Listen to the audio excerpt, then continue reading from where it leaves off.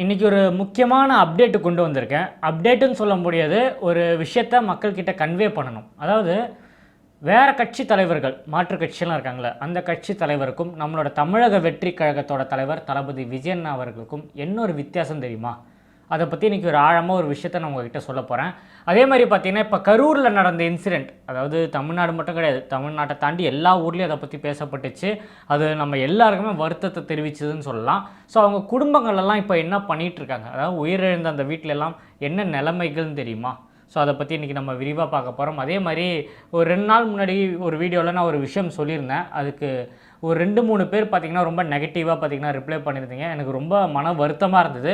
என்னடா நம்ம சப்ஸ்கிரைபர்ஸ் வந்து இப்படி பேசுகிறாங்களேன்ட்டு. அப்புறம் நானும் யோசித்தேன். ஸோ அதுக்கான ஒரு விளக்கத்தை இன்றைக்கி தெரியப்படுத்தணும்னு நினைக்கிறேன். அதான் இன்றைக்கி இந்த வீடியோட நோக்கம் கூட சொல்லலாம். வாங்க வீடியோக்குள்ளே போகலாம். ரோட் சைடு அம்பானிஸ் நேயர்கள் அனைவருக்கும் வணக்கத்தை தெரிவிச்சுக்கிறேன்.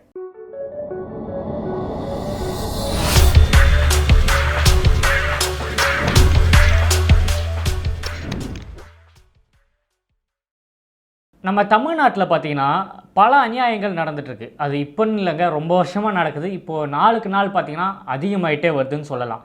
அதாவது ஒரு எக்ஸாம்பிள் ஒன்று சொல்கிறேன். கொஞ்ச நாளைக்கு முன்னாடி இந்த கள்ளச்சாராயம் விஷயம் நடந்தது. அதில் நிறைய பேர் உயிரிழந்து போனாங்க. தமிழக அரசு எடுந்து பார்த்திங்கன்னா கொஞ்சம் ஒரு அமௌண்ட்டு பார்த்திங்கன்னா ஆஃபர் பண்ணியிருந்தாங்க. அதாவது அந்த இறந்த வீட்டுக்கெலாம் ஒரு அமௌண்ட் கொடுக்குறேன்னு சொல்லியிருந்தாங்க.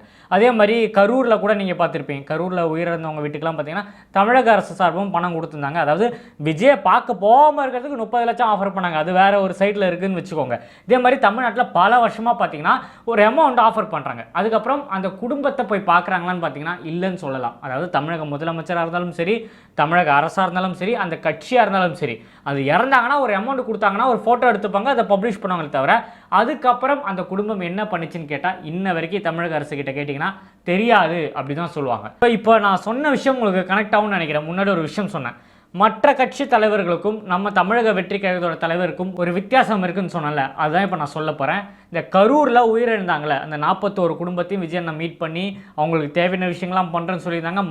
மாதம் பார்த்தீங்கன்னா அவங்க அக்கௌண்ட்டுக்கு 5000 ரூபா கிரெடிட் ஆகுது. இந்த மாதமும் பார்த்தீங்கன்னா கிரெடிட் ஆயிருக்கு. அது மட்டும் இல்லாமல் எல்லாருக்குமே பார்த்தீங்கன்னா மருத்துவ காப்பீடம் ரெடி பண்ணி கொடுத்தாச்சு. அதே மாதிரி இன்சூரன்ஸ்லேருந்து, ஸோ அந்த வீட்டில் இருக்கிற குழந்தைங்களோட படிப்புலேருந்து எல்லாமே பார்த்தீங்கன்னா தமிழக வெற்றி கழகம் சைட்லேருந்து ஆஃபர் பண்ணி போயிட்டுருக்காங்கன்னு சொல்லலாம். ஸோ இப்போ ரீசெண்டாக ஒரு அப்டேட் ஒன்று வந்திருக்கு. என்னென்னு பார்த்தீங்கன்னா, அதாவது ஈரோடு மாவட்ட செயலாளர் பாலாஜி என்ன பார்த்தீங்கன்னா அங்கே பவானி தொகுதியில் இருக்கிற ஒருத்தர் மீட் பண்ணி 1.5 லட்ச ரூபா பணம் கொடுத்துருக்காரு. எதுக்குன்னு தெரியுமா? கரூர் கூட்ட நெரிசலில் மோகன்ற ஒருத்தர் உயிரிழந்திருந்தார். அவங்க அப்பாவை தான் கூப்பிட்டு இவர் 1.5 லட்ச ரூபா கொடுத்துருக்காரு. எதுக்குன்னு தெரியுமா? ஸோ கொஞ்ச நாளைக்கு முன்னாடி பேப்பரில் ஒரு ஹெட்லைன் நீங்கள் படிச்சிருப்பீங்க. அந்த 41 குடும்பத்தையும் பார்த்தீங்கன்னா நம்ம தலைவர் தளபதி அவர்கள் தத்தெடுக்க போகிறாருன்னு ஒரு நியூஸ் படிச்சிருப்பீங்க. அது சும்மா வார்த்தைக்காக சொல்லலைங்க. அவர் ஒரு விஷயம் சொல்லியிருக்காரு. அந்த 41 குடும்பத்துக்கிட்ட ஒரு விஷயம் சொல்லி அமைச்சிருக்காரு. நீங்கள் இருக்கிற ஏரியாவில் எந்தெந்த மாவட்ட செயலாளரோ, எந்தெந்த வார்டு, எந்தெந்த பகுதி செயலாளரோ அவங்களோட ஃபோன் நம்பர்லாம் கொடுத்து அமைச்சிருக்காரு. உங்களுக்கு என்ன வேணும்னாலும், உங்களுக்கு அடிப்படை வசதியிலேருந்து எல்லாமே எப்போ என்ன வேணாலும் இந்த நம்பருக்கு கூப்பிடுங்கன்ட்டு. அதே மாதிரி பவானி தொகுதியில் இருக்கிறவர் அந்த பாலாஜி அவர்களை கூப்பிட்டுருக்காரு. ஸோ மோகன் இறந்து போயிட்டார், அவரோட பையன் இறந்து போயிட்டார். கிட்டத்தட்ட 1.5 லட்ச ரூபா அவருக்கு கடன் இருந்திருக்கு. டெய்லி பார்த்தீங்கன்னா இந்த கந்துவட்டி விடுவாங்களா, அவங்க ஃபோன் பண்ணி அவரை டார்ச்சர் பண்ணியிருக்காங்க. என் பணம் எப்போ கொடுப்பேன், எப்போ தருவேன்ட்டு. இமீடியட்டாக அவர் பார்த்தீங்கன்னா அவரோட மகன், அதாவது தலைவர் தளபதி விஜய் அவர்கள் சொன்ன அந்த நம்பருக்கு ஃபோன் பண்ணால் அடுத்த செகண்டே அவரை பார்த்தீங்கன்னா வர வச்சு 1.5 லட்ச ரூபா பணத்தை கொடுத்துருக்காரு. உங்கள் கடனை நீங்கள் அடைச்சிருங்க, இதுக்கப்புறம் நீங்கள் என்ன வேணும்னாலும் இதே மாதிரி ஃபோன் பண்ணுங்கன்னு சொல்லியிருக்காங்க. ஸோ இதுக்கு பேர் தாங்க தலைவன்றது. ஸோ வேறு ஏதாவது ஒரு கட்சி நீங்கள் சொல்ல முடியுமா? இன்ன வரைக்கும் அந்த 41 குடும்பத்தையும் பார்த்தீங்கன்னா ஃபாலோ அப்பில் வச்சுருக்காரு. அந்தந்த மாவட்ட செயலாளர்கிட்ட சொல்லி அவங்களுக்கு என்ன தேவை, டெய்லி அவங்க என்னென்ன பண்ணுறாங்க, அவங்களுக்கு என்னென்ன தேவைன்றதை இன்ன வரைக்கும். ஆரம்பத்தில் நான் சொன்னேன், இனிமேல் அந்த கரூரை பற்றி நம்ம பேச போகிறது கிடையாது. ஆனால் சிபிஐ விசாரணை போச்சு, அதை பற்றி இனிமேல் நம்ம பேச போகிறது கிடையாதுன்ட்டு. ஸோ அதோட ஒரு அப்டேட் நம்ம கொடுக்கணும்ல. இன்னும் நம்ம அவங்க கூட தான் உறுதுணையாக இருக்கும். இனிமே, அதாவது இன்னும் சொல்ல முடியாது, இனிமேல் ஃபுல்லாக, அதாவது லைஃப் டைமில் பார்த்தீங்கன்னா தமிழக வெற்றி கழகம் அவங்க கூட உறுதுணையாக இருப்போம்ன்றத இந்த நேரத்தில் உங்களுக்கு தெளிவாக தெரிஞ்சிருக்கும். அதே மாதிரி ஆரம்பத்தில் சொன்னேன், என்னோட சப்ஸ்கிரைபர்ஸு ஒரு 4-5 பேர் பார்த்தீங்கன்னா மெசேஜ் போட்டிருந்தீங்க. அது என்னென்னா, ஒரு 2 நாள் முன்னாடி ஒரு வீடியோ போட்டிருந்தேன். அதாவது ஒரு எக்ஸாம்பிள் வச்சு சொல்லியிருந்தேன். உதயநிதி அவர்கள் பார்த்தீங்கன்னா ஒரு விஷயம் சொன்னார், தாஜ்மஹால் ரொம்ப அழகாக இருக்கும், அதை வந்து செட்டு மாதிரி தமிழ்நாட்டில் எடுத்துகிட்டு வந்து வச்சா அதை பார்க்குறதுக்கு ஆள் வருவாங்கன்னு சொல்லி நம்ம விஜயனை கம்பேர் பண்ணி பேசினார். அதாவது விஜய் அவர்கள் பார்த்தீங்கன்னா ஒரு பொருட்காட்சி மாதிரி. ஸோ ஒரு நடிகர்னும் போது அவரை பார்க்க 4 பேர் வருவாங்க, ஆனால் அதெல்லாம் ஓட்டா மாறாதுன்ற ஒரு பேஸில் தான் அவர் சொன்னார். உடனே நம்ம ஒரு விஷயம் வந்து ரிப்ளை பண்ணியிருந்தோம் ஒரு 2 நாள் முன்னாடி. அந்த வீடியோவில் என்ன நான் சொல்லியிருந்தேன்னு பார்த்தீங்கன்னா, அதாவது தாஜ்மஹால் பார்த்தீங்கன்னா ஆக்ராவோட அடையாளம். டெல்லி ஆக்ராவுக்கு என்ன ஒரு அடையாளம் கேட்டிங்கன்னா, எல்லாருமே காமனாக சொல்கிற விஷயம், அதாவது தமிழ்நாடு மட்டும் கிடையாதுங்க, வேர்ல்டில் ஃபுல்லாக ஆக்ரான்னு சொன்னாலே சொல்கிற ஒரு விஷயம் தாஜ்மஹால்னு சொல்லுவாங்க. அதே மாதிரி தமிழ்நாட்டோட அடையாளம் என்னன்னு கேட்டிங்கன்னா, பாலியல் வன்கொடுமை, ரவுடிசம், இந்த மாதிரி கொலை கொள்ளை இந்த மாதிரி விஷயத்துக்கு தான் தமிழ்நாடு அடையாளமாக இருக்குன்னு சொல்லி அந்த வீடியோவில் சொல்லியிருந்தேன். ஸோ நிறைய பேர் பார்த்தீங்கன்னா பாசிட்டிவான கமெண்ட்ஸ் கொடுத்துருந்தீங்க. திராவிட முன்னேற்ற கழகம் நம்ம தமிழ்நாட்டை விட்டு போனால் எல்லாம் மாறிடும், விஜய் நான் வந்த அப்புறம் நிறைய சேஞ்சஸ் ஏற்படலாம் நிறைய பேர் சொல்லியிருந்தீங்க. ஸோ இருந்தாலும் எனக்கு ரொம்ப எமோஷனலாக இருந்தாங்கன்னா, நம்ம ரெகுலராக கமெண்ட்ஸ் படிக்கும்போது நம்ம வீடியோ ரெகுலராக பார்க்குறவர் தான் அந்த கமெண்ட் போட்டிருந்தார். பிரதர், தமிழ்நாடுன்னு சொல்லாதீங்க, நீங்களும் தமிழ்நாட்டில் தானே இருக்கீங்க, எப்படி நீங்கள் அப்படி சொல்லுவீங்க, தமிழ்நாட்டோட அடையாளம் இதுன்னு சொன்னால் அசிங்கமாக இருக்குது, ஸோ உங்களுக்கு அது உறுத்தலையா அப்படின்னு சொல்லி கேட்டார். நான் அதுக்கப்புறம் அந்த கமெண்ட் படித்த அப்புறம் திரும்ப அந்த வீடியோ பார்க்கும்போது யோசித்தேன், இவனுங்களால, அதாவது இப்போ ஆண்டுட்டு இருக்கிற ஆளுங்களால் நம்ம எதுக்கு நம்ம தமிழ்நாட்டை கொச்சைப்படுத்தி பேசணும்? ஸோ அது யாருக்குன்னா அஃபண்ட் ஆகிருந்தா, சப்ஸ்கிரைபர்ஸ் யாருக்குன்னா அது மன வருத்தம் ஏற்படுத்தியிருந்தால் இந்த நேரத்தில் நான் மன்னிப்பு கேட்டுக்கிறேன். ஸோ நான் ஏன் அந்த மாதிரி சொன்னேன்னா, ஒரு வீடியோ ஒன்று போடுறேன், அதை நீங்கள் கொஞ்சம் பாருங்கள். தமிழ்நாட்டுல நாளுக்கு நாள் பெண்கள் குழந்தைகள் மீதான பாலியல் குற்றங்கள் அதிகமாகிக்கிட்டே வருது. பாலியல் குற்றங்கள்ல இருந்து குழந்தைகளை பாதுகாக்கிறதுக்குன்னு ஏற்படுத்தப்பட்டதுதான் போக்சோ சட்டம். அந்த சட்டத்துல கைதாகி குற்றம் நிரூபிக்கப்பட்டா ஆயுள் தண்டனை அல்லது தூக்கு தண்டனை தான். அந்த அளவுக்கு சட்டத்தை கடுமையாக்கினாலும் தமிழ்நாட்டுல குழந்தைங்க மீதான பாலியல் தொல்லைகளும் குற்றங்களும் குறையவே இல்லை. வருஷத்துக்கு வருஷம் கூடிக்கிட்டே தான் இருக்கு. தமிழ்நாட்டுல 2021ல 4465 போக்சோ வழக்குகள் பதிவாகி இருக்கு. அதுவே 2022ல 4968ஆகவும் 2023ல 4581ஆகவும் போக்சோ வழக்குகள் பதிவாகி இருக்கு. ஆனா போன வருஷம் முன்ன எப்பவும் இல்லாத வகையில 6969 போக்சோ வழக்குகள் தமிழ்நாட்டுல பதிவு செய்யப்பட்டிருக்கு.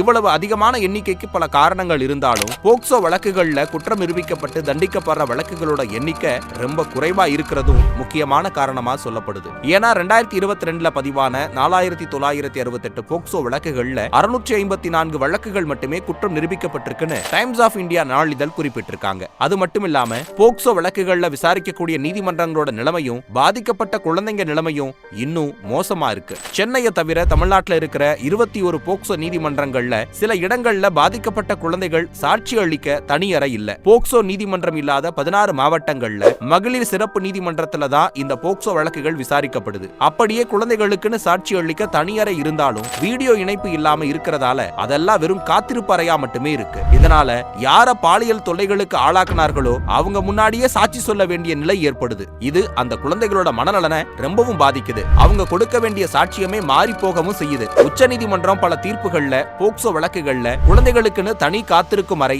சாட்சி சொல்றதுக்கு வீடியோ லிங்க் வழியாக சாட்சி சொல்லும் வசதியெல்லாம் கொடுக்கணும்னு உத்தரவு கொடுத்திருக்கு. ஆனா அதெல்லாம் சென்னையை தவிர மத்த எந்த நீதிமன்றத்திலும் இல்லன்னு டைம்ஸ் ஆஃப் இந்தியா பத்திரிகை செய்தி கூறுது. சென்னையில மட்டும்தான் தமிழ்நாட்டிலேயே சிறந்த போக்சோ நீதிமன்றம் இருக்கு. இங்க குழந்தைகள் சாட்சியம் அளிக்க தனியா அறை இருக்கு. குற்றவாளிகளை சந்திக்க தனி நுழைவாயில் இருக்கு. நீதிபதி வீடியோ லிங்க் மூலம் குழந்தைகளோட பேச முடியும். அந்த சாட்சி அறையில பொம்மைகள், புத்தகங்கள், விளையாட்டு பொருட்கள் இருக்கிறதால குழந்தைகளும் பதட்டம் இல்லாம பயம் இல்லாம சாட்சி சொல்றாங்க. பாதிக்கப்பட்ட குழந்தைங்க போலீஸ்ட, டாக்டர்கிட்ட, நீதிபதி கிட்டன்னு மறுபடியும் பாலியல் குற்றத்தை சொல்ல வேண்டியது இருக்கு. அதனால அது மன உளைச்சலுக்கு கொண்டும் போகுது. குற்றவாளிய குழந்தைங்க நேர்ல பார்த்ததும் அவங்களோட மன அழுத்தம் அதிகமாகுது, நினைவு குழப்பமாகுதுன்னு குழந்தை மனநல நிபுணர்கள் சொல்றாங்க. இப்படியான சூழல்ல அவங்கள சாட்சி அளிக்க முடியாம போக்சோ வழக்கு இன்னும் தள்ளி போய்கிட்டே இருக்கு. போக்சோ வழக்கு பதிவு செய்யப்பட்டு ஒரு ஆண்டுக்குள்ள அந்த வழக்குல குற்றம் நிரூபிக்கப்படணும். ஆனா அப்படி எதுவும் இங்க நடக்கல. அதனால குழந்தைகள் மீதான பாலியல் குற்றம் அதிகமாகிக்கிட்டே இருக்கலாம். இதுக்கு உரிய நடவடிக்கை நீதித்துறையும் அதிகாரிகளும் எடுக்கணும்.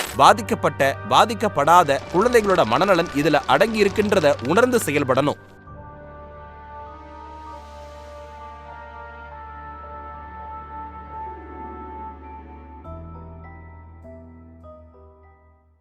பார்த்தீங்களா, இதுலேருந்து உங்களுக்கு டீட்டெயிலாக ஒரு விஷயம் தெரிஞ்சிருக்கும். தமிழ்நாட்டில் இவ்வளோ விஷயங்கள் நடக்குது. அதாவது 2021ல் 4000 சில்ட்ரில் ஆரம்பித்த போக்சோ கேஸு இப்போது 2025ல் எவ்வளோ வந்து நிற்கிது பாருங்க, கிட்டத்தட்ட 7000 தாண்டி வந்து நிற்கிது. ஸோ இதுக்கு நம்ம என்ன சொல்கிறது? போக்சோ கேஸ்னால் என்னன்னு தெரியுமா? தெரியாதவங்களுக்காக வேணால் நான் சொல்கிறேன். இந்த 18 வயசுக்கு உள்ளே இருக்காங்க பார்த்தீங்கன்னா, இந்த சின்ன பசங்க, குழந்தைகள்லேருந்து இந்த சின்ன பசங்களை பார்த்தீங்கன்னா பாலியல் சீண்டுதலோ அவங்கள ஏதாவது அதாவது பாலியல் சம்மந்தப்பட்ட ஏதாவது அவங்கள பண்ணாங்கன்னா இந்த பெண்கள் கேஸ் கொடுத்தா அவங்கள இம்மீடியட்டாக அந்த விக்டிம் அரெஸ்ட் பண்ணுறதுக்கு எல்லா வகுப்பும் நம்ம தமிழ்நாட்டில் இருக்குது. அதுக்கு பேர் தான் போக்சோ கேஸ். 18 வயசுக்குள்ளே இருக்கிற யாருமே நம்ம அந்த மாதிரி பார்க்கவும் கூடாது, அந்த மாதிரி ஒரு விஷயம் பண்ணவும் கூடாது. பண்ணால் அதோட பேர் போக்சோ கேஸ்.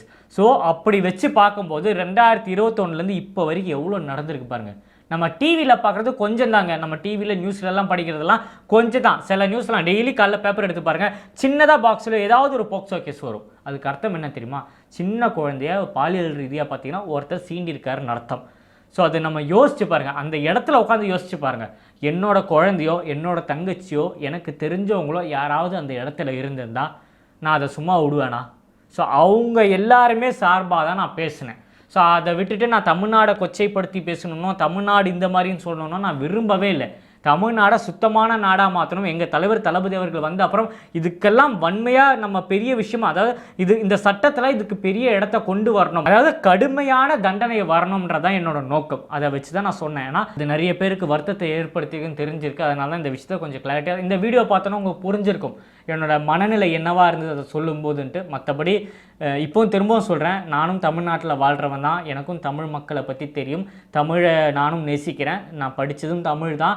என் கூட இருக்கிற நண்பர்கள் எல்லாருமே தமிழ் தான். ஸோ வார்த்தைக்கு நான் தமிழ் சொல்ல காரணம், எங்கள் அண்ணன் எதை வழி நடத்தி கொண்டு போகிறாரோ அதை வழி நடத்தி தான் நாங்கள் போகிறோம். ஸோ தமிழ்நாட்டில் இவ்வளோ விஷயங்கள் நடக்குது. இந்த 2021 இத்தனை வருஷத்தில் இவ்வளோ விஷயங்கள் நடந்திருக்கேன்னும் போது கோபம் ஏற்படுத்தியிருக்கு. மற்ற ஸ்டேட்டில் நம்மளை பற்றி கேவலமாக பேசக்கூடாதுன்றனால தான் நான் முன்னெச்சரிக்கையாக ஒரு விஷயத்த சொன்னேன். ஸோ இதெல்லாம் தாண்டி தமிழ்நாடு ஒரு சுத்தமான நாடாக மாறப்போகுது 2026. அதில் எந்த மாற்றமும் இல்லை.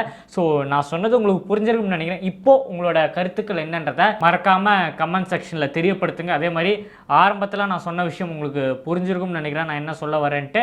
ஸோ 24 மணி நேரமும் கரூர் மக்களோட நம்ம நின்றுட்டுருக்கோம். அதே மாதிரி பார்த்திங்கன்னா 2026 எலெக்ஷனுக்கு அப்புறம் தமிழ்நாடு சுத்தமான நாடாக மாறப்போகுதுன்றதுல எந்த மாற்றமும் கிடையாது. நாளைக்கு தமிழ்நாடு ஃபுல்லாக தமிழக வெற்றி கழகம் சார்பாக பார்த்திங்கன்னா ஒரு மிகப்பெரிய பிரம்மாண்டமான போராட்டம் நடக்க போகுது. இதுக்கு முன்னாடி பார்த்திங்கன்னா விஜயனனை வச்சு நம்ம ஒரு கண்டன ஆர்ப்பாட்டம் நடத்தியிருந்தோம் பீச் கிட்ட.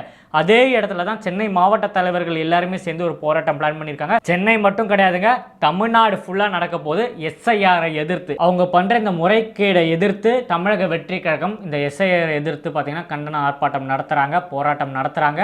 ஸோ இதோட விஷுவல்ஸ் வீடியோஸ் எல்லாம் பார்த்திங்கன்னா நாளைக்கு என்னோட சேனலில் வருது.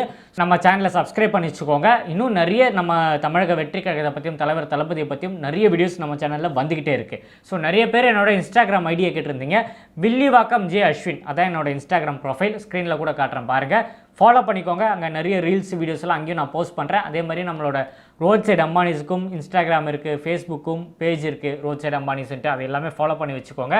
ஸோ உயிருள்ள வரை தலைவர் தளபதியை பற்றியும் தமிழக வெற்றி கழகத்தை பற்றியும் பேசிக்கிட்டே இருப்பேன். இன்னும் நிறைய வீடியோவில் சந்திப்போங்க. ஸ்டார்டா டேக்கர் பாபாய், நான் உங்கள் ஏஜே. நன்றி. யாருமே எங்க பேச்சை யாருமே கேட்கல. ரொம்ப ஸ்கூல் மோசமா இருக்கு.